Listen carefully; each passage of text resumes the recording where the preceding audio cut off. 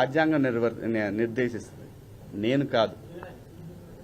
ఒకవేళ ఎవరి హక్కులకైనా భంగం కలిగినప్పుడు దానికి ఇలాంటి వ్యవస్థలుంటాయి. సో నాకు అర్థమైంది ఏంటంటే సలహాలు ఇవ్వటం మానుకోవాలి, సలహాలు ఇవ్వటం, మంచి మాటలు చెప్పటం మానుకోవాలి.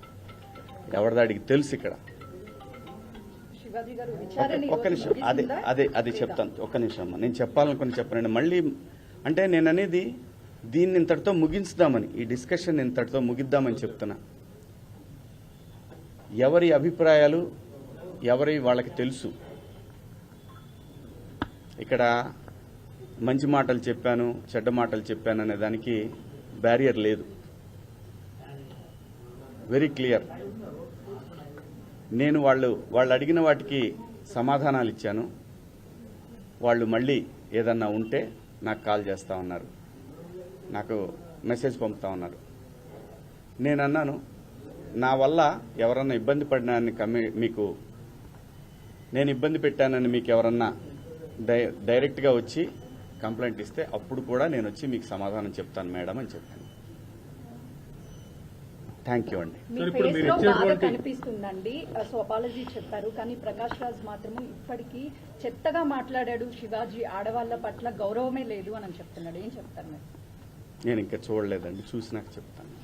ఆయన సార్ మీరు ఇచ్చిన ఎక్స్ప్లెనేషన్ తోనే ఇప్పుడు ఈ మహిళా కమిషన్ యాక్సెప్ట్ చేశారా సార్?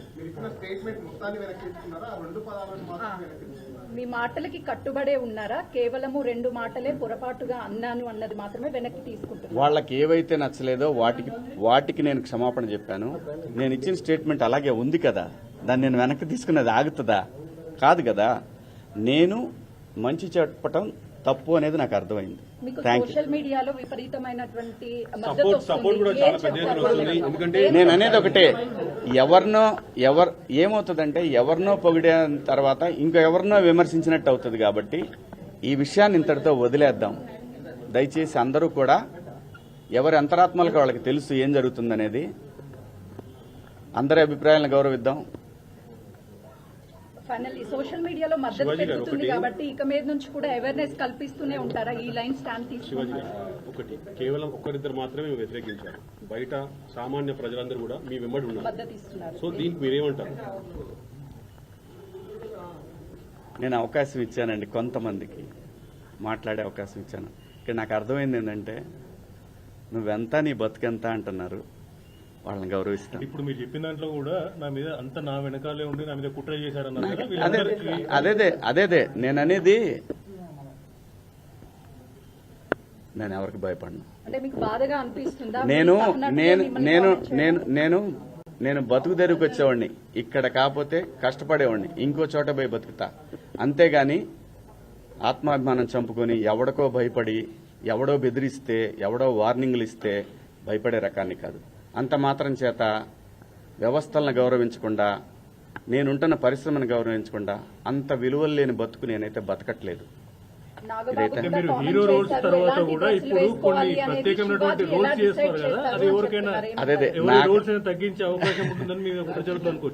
నా పాత చూడండి, నాకు భగవంతుడు ఈ జన్మలో నటుడిగా బతకమని ఇచ్చాడు.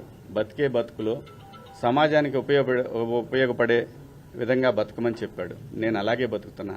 అన్నిటికీ ప్రతి ఒక్కదానికి గుర్తుపెట్టుకోండి, కాలం కర్మ అన్నిటికీ సమాధానం చెప్తుంది. నేను ఒకటే చెప్తున్నా, నా వెనకాల అంత కుట్ర చేయాల్సిన అవసరం లేదు. నాకు ఈ సినిమా కాకపోతే నేను రైతు కొడుకుని, నాకు 30 ఎకరాల పొలం ఉంది, వెళ్ళి బతుకుతా. కానీ భయపడే రకాన్ని మాత్రం ఎప్పటికీ కాదు. ఇది పొగరు కాదు, ఇది నా ఆత్మాభిమానం.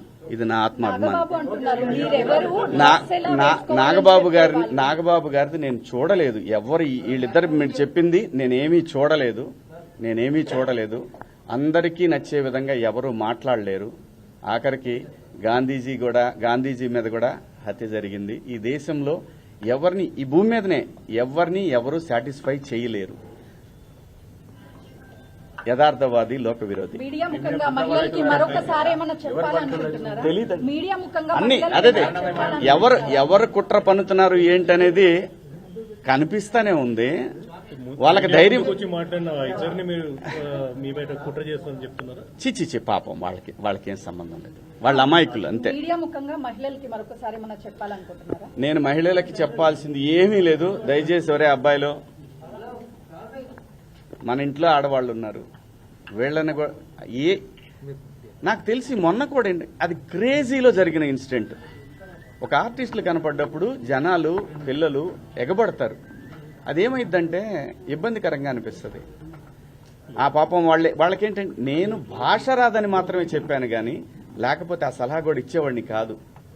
ఎంబ్రాసింగ్గా ఫీల్ అయిందని ఓ మాట చెప్దామనే దాంట్లో మాటలు తూలాను. దానికి అపాలజీ కూడా చెప్పేశాను. థ్యాంక్ యూ అండి. మీడియా సోదరులకు కూడా నేను చెప్పేది ఏంటంటే వదిలేద్దాం దీన్ని. Thank you sir. రాజ్యాంగం నిర్దేశిస్తుంది, నేను కాదు. ఒకవేళ ఎవరి హక్కులకైనా భంగం కలిగినప్పుడు దానికి ఇలాంటి వ్యవస్థలు ఉంటాయి.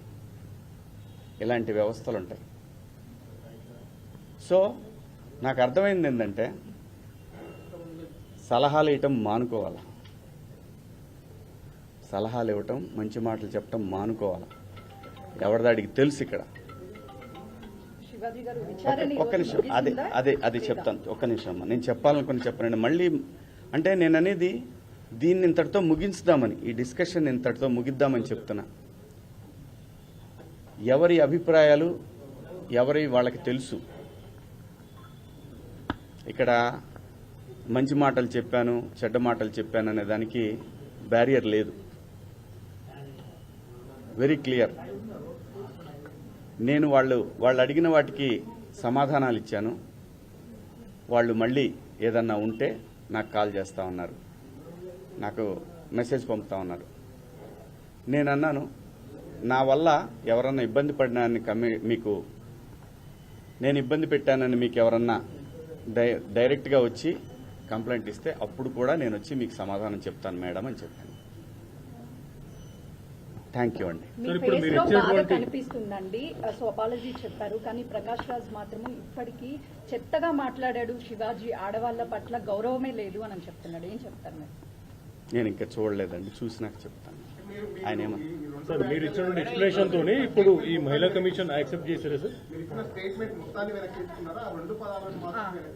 మీ మాటలకి కట్టుబడే ఉన్నారా? కేవలము 2 మాటలే పొరపాటుగా అన్నాను అన్నది మాత్రమే వెనక్కి తీసుకుంటున్నారు. వాళ్ళకి ఏవైతే నచ్చలేదో వాటికి నేను క్షమాపణ చెప్పాను. నేను ఇచ్చిన స్టేట్మెంట్ అలాగే ఉంది కదా, దాన్ని నేను వెనక్కి తీసుకున్నది ఆగుతుందా? కాదు కదా. నేను మంచి చెప్పటం తప్పు అనేది నాకు అర్థమైంది. మీకు థ్యాంక్ యూ. సోషల్ మీడియాలో విపరీతమైనటువంటి సపోర్ట్ కూడా చాలా పెద్ద ఎత్తున వస్తుంది. ఎందుకంటే నేను అనేది ఒకటే, ఏమవుతుందంటే ఎవరినో పొగిడిన తర్వాత ఇంకో ఎవరినో విమర్శించినట్టు అవుతుంది. కాబట్టి ఈ విషయాన్ని ఇంతటితో వదిలేద్దాం. దయచేసి అందరూ కూడా ఎవరి అంతరాత్మలకు వాళ్ళకి తెలుసు ఏం జరుగుతుందనేది. అందరి అభిప్రాయాలను గౌరవిద్దాం. ఫైనల్లీ సోషల్ మీడియాలో మద్దతు పెరుగుతుంది కాబట్టి ఇక మీద నుంచి కూడా అవేర్నెస్ కల్పిస్తూనే ఉంటారా? ఈ లైన్ స్టాండ్ శివాజీ గారు, ఒకటి కేవలం ఒక్కరిద్దరు మాత్రమే వ్యతిరేకించారు.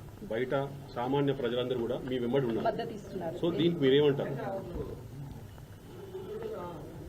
నేను అవకాశం ఇచ్చానండి, కొంతమందికి మాట్లాడే అవకాశం ఇచ్చాను. ఇక్కడ నాకు అర్థమైంది ఏంటంటే నువ్వెంత నీ బతుకెంత అంటున్నారు.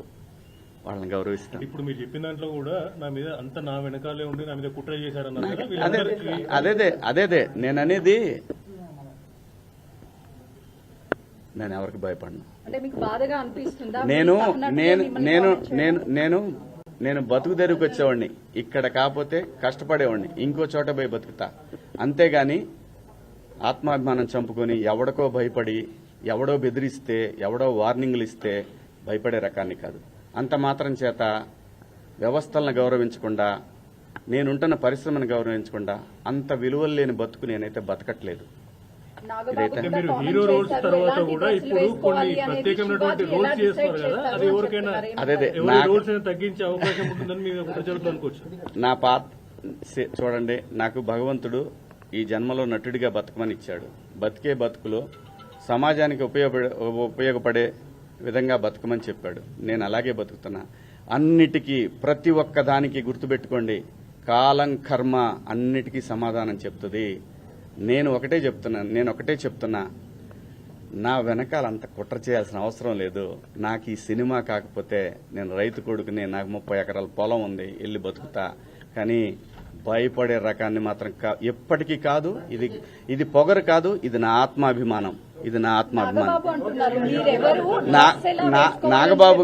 నాగబాబు గారిది నేను చూడలేదు. వీళ్ళిద్దరు మీరు చెప్పింది నేనేమీ చూడలేదు.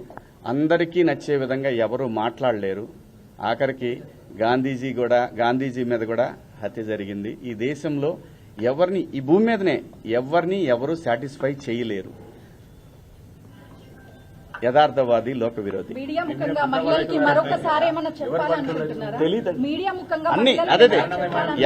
ఎవరు కుట్ర పన్నుతున్నారు ఏంటనేది కనిపిస్తానే ఉంది. వాళ్ళకి ధైర్యం వచ్చి మాట్లాడిన ఇద్దరిని మీరు మీ బయట కుట్ర చేస్తామని చెప్తున్నారా? చిచ్చి పాపం వాళ్ళకి ఏం సంబంధం లేదు. వాళ్ళ అమాయకులు అంతే. మీడియా ముఖంగా మహిళలకి మరొకసారి ఏమన్నా చెప్పాలనుకుంటున్నారా? నేను మహిళలకి చెప్పాల్సింది ఏమీ లేదు. దయచేసి ఒరే అబ్బాయిలో, మన ఇంట్లో ఆడవాళ్ళు ఉన్నారు, వీళ్ళని నాకు తెలిసి మొన్న కూడా అది క్రేజీలో జరిగిన ఇన్సిడెంట్. ఒక ఆర్టిస్టులు కనపడ్డప్పుడు జనాలు, పిల్లలు ఎగబడతారు. అదేమైందంటే ఇబ్బందికరంగా అనిపిస్తుంది. ఆ పాపం వాళ్ళకేంటంటే నేను భాష రాదని మాత్రమే చెప్పాను కానీ లేకపోతే ఆ సలహా కూడా ఇచ్చేవాడిని కాదు. ఎంబ్రాసింగ్గా ఫీల్ అయిందని ఓ మాట చెప్దామనే దాంట్లో మాటలు తూలాను. దానికి అపాలజీ కూడా చెప్పేశాను.